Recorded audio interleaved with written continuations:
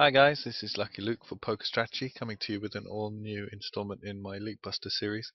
This one we're coming back to fundamentals. It's designed to accompany the webinar I did the other day on max value in low stakes MTTs. So the topic for this installment is the most common leaks in MTT and how to close them.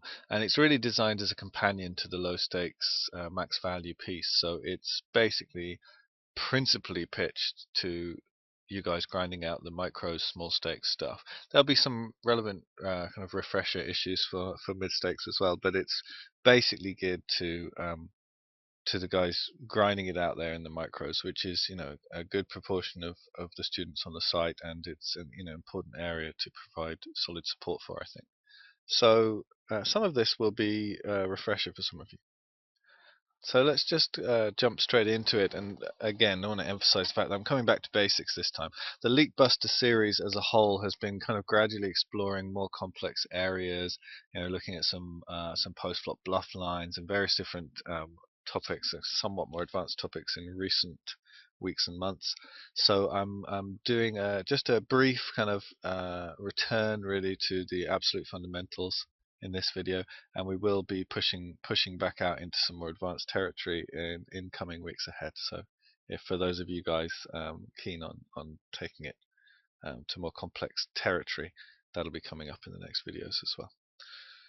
So I think the first thing that's very important to emphasize when we're looking at a good approach to leak busting and to studying and improving our game is basically emphasizing the fact that we need to stay interested in the process. So it's not really possible to improve in something unless you are fascinated by it, unless you're motivated and intrigued and interested and curious. So um, these things are things that we need to cultivate in ourselves. That's really a mental game question, keeping a good attitude, keeping engaged in what we're doing.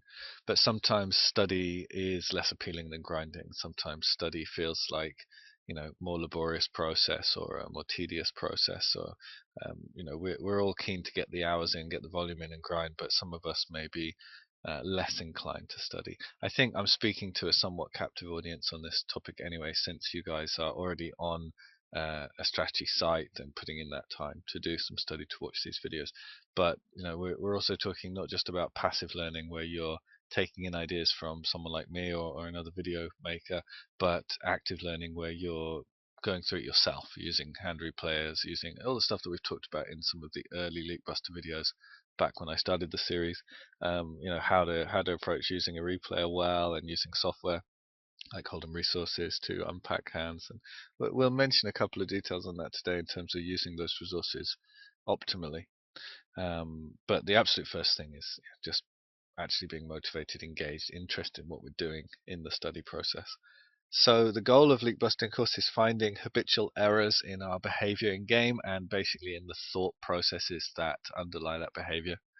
And some things we may do on semi-automatic, they may be kind of routine actions which are not actually optimal, which we are in the habit of doing because they work to some extent or other, and because we haven't necessarily scrutinized them and improved upon them. And we have blind spots essentially where we don't notice that we are not doing something that needs doing, or where we're doing something that actually shouldn't be done, as a matter of course. These are the leaks that really matter the most. I mean, they're the ones that we are unaware of and therefore cannot improve.